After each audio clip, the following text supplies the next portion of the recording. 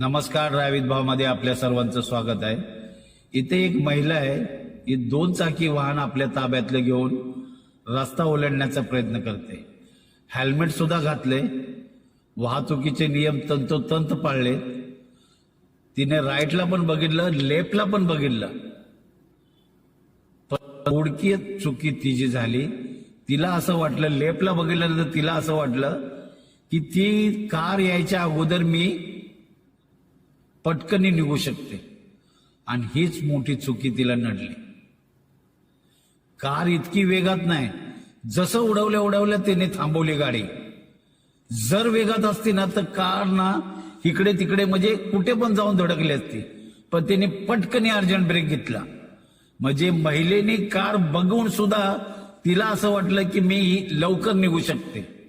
या घाई गडबडीमध्ये तो अपघात झाला. बघून तिने बघितलं, जर थांबली असती काही सेकंद तर कार निघून गेली असती, पण घाई नडली तिला. कार काय इतक्या वेगात नव्हती. जर वेगात असते ना तर कार अजून कुठेतरी जाऊन धडकली असती, पण त्याने ब्रेक घेतला जाग्यावर. पण तोपर्यंत वेळ निघून गेली होती. महिला हवेत उडवली. नशीब तिने हेल्मेट घातलं असं होतं, पण इजा तर गंभीर झाली असेल. तुम्हाला काय वाटतं ह्या व्हिडिओबद्दल नक्की कमेंटमध्ये सांगा.